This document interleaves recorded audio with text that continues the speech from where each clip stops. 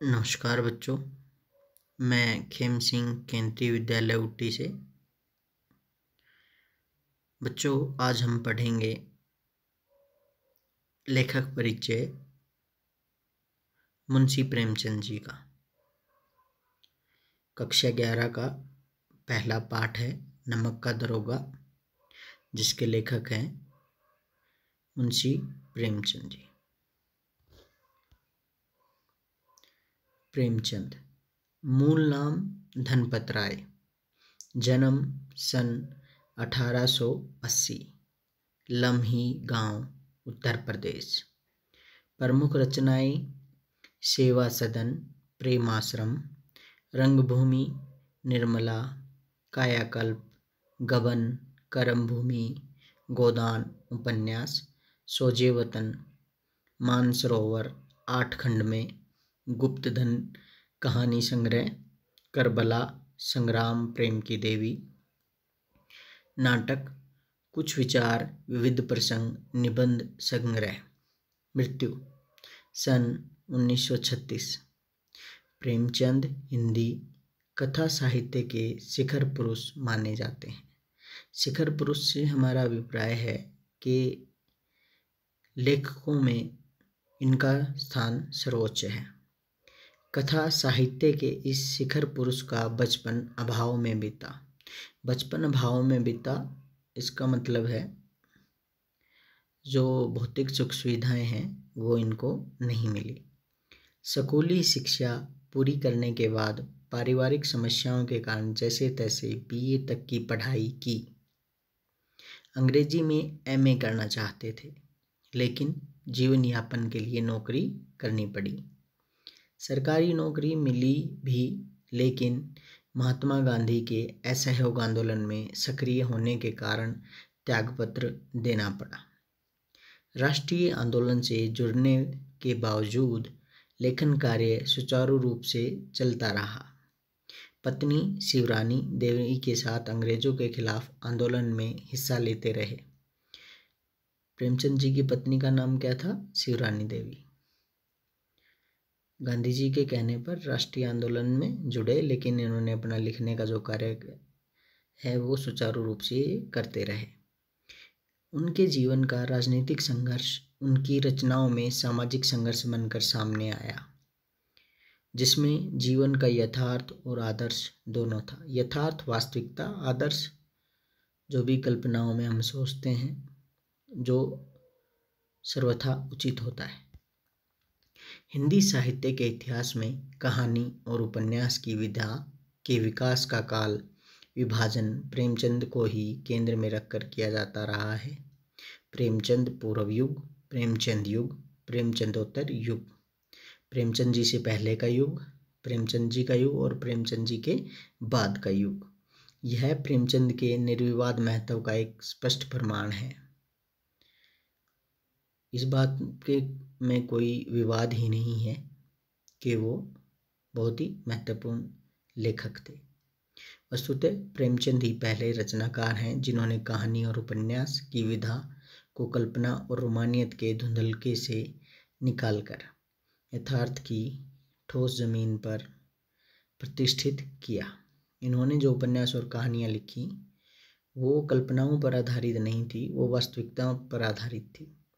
यथार्थ की जमीन से जुड़कर कहानी किस्सा गोई तक सीमित न रहकर पढ़ने पढ़ाने की परंपरा से भी जुड़ी। ये सिर्फ सुनकर लोगों ने इनकी कहानियों को भूला नहीं, बल्कि इनकी जो रचनाएं हैं उनका असर लोगों पर के मानस पटल पर पड़ा। इसमें उनकी हिंदुस्तानी, हिंदी, उर्दू मिश्रित भाषा का विशेष योगदान रहा। उनके यहाँ हिंदुस्तानी भाषा अपने पूरे ठाट बाट और जातीय स्वरूप के साथ आई है। उनका आरंभिक कथा साहित्य कल्पना, संयोग और रोमानियत के ताने बाने से बुना गया है, लेकिन एक कथाकार के रूप में उन्होंने लगातार विकास किया और पंच परमेश्वर जैसी कहानी तथा सेवा सदन जैसे उपन्यास के साथ सामाजिक जीवन को कहानी का आधार बनाने वाली यथार्थवादी कला के अग्रदूत के रूप में सामने आए। यथार्थवाद के भीतर भी आदर्शोन्मुख यथार्थवाद से आलोचनात्मक यथार्थवाद तक की विकास यात्रा प्रेमचंद ने की। आदर्शोन्मुख यथार्थवाद स्वयं उन्हीं की गढ़ी हुई संज्ञा है। यह कहानी और उपन्यास के क्षेत्र में किए गए उनके ऐसे रचनात्मक प्रयासों पर लागू होती है जो कटु यथार्थ का चित्रण करते हुए भी समस्याओं और अंतर्विरोधों को अंततः एक आदर्शवादी और मनोवांछित समाधान तक पहुंचा देती है। अंतर्विरोध जो हमारे अंदर विरोध चलते रहते हैं। सेवा सदन, प्रेमाश्रम आदि उपन्यास और पंच परमेश्वर, बड़े घर की बेटी, नमक का दरोगा आदि कहानियां ऐसी ही हैं।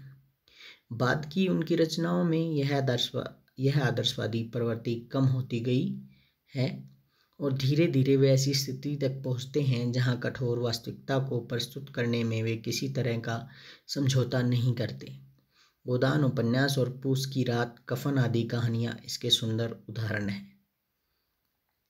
यहाँ दी गई कहानी नमक का दरोगा प्रथम प्रकाशन 1914 ईस्वी प्रेमचंद की बहुचर्चित कहानी है, जिसे आदर्शोन्मुख यथार्थवाद के एक मुकम्मल उदाहरण के रूप में देखा जा सकता है। कहानी में ही आए हुए एक मुहावरे को ले तो यह धन के ऊपर धर्म की जीत की कहानी है।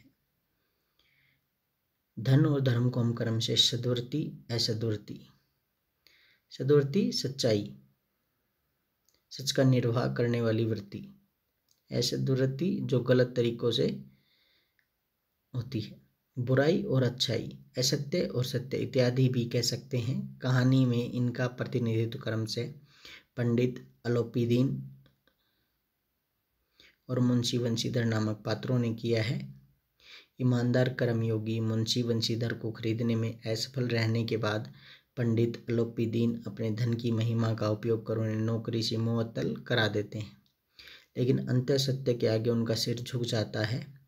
वे सरकारी महकमे से बर्खास्त वंशीधर को बहुत ऊंचे वेतन और भत्ते के साथ अपनी सारी जायदाद का स्थानीय मैनेजर नियुक्त करते हैं और गहरे अपराध बोध से भरी हुई वाणी में निवेदन करते हैं, परमात्मा से यही प्रार्थना है कि वह आपको सदैव वही नदी के किनारे वाला बेमुरव्वत, उद्दंड किंतु धर्मनिष्ठ दरोगा बनाए रखे। कहानी के इस अंतिम प्रसंग से हम पहले तक की समस्त घटनाएं प्रशासनिक और न्यायिक व्यवस्था में व्याप्त भ्रष्टाचार तथा उस भ्रष्टाचार की व्यापक सामाजिक स्वीकार्यता को अत्यंत साहसिक तरीके से हमारे सामने उजागर करती हैं। ईमानदार व्यक्ति के अभिमन्यु के समान निहत्थे और अकेले पड़ते जाने की यथार्थ तस्वीर इस कहानी की बहुत बड़ी खूबी है। किंतु प्रेमचंद इस संदेश पर कहानी को ख़त्म नहीं करना चाहते, क्योंकि उस दौर में वे मानते थे कि ऐसा यथार्थवाद हमको निराशावादी बना देता है। मानव चरित्र पर से हमारा विश्वास उठ जाता है।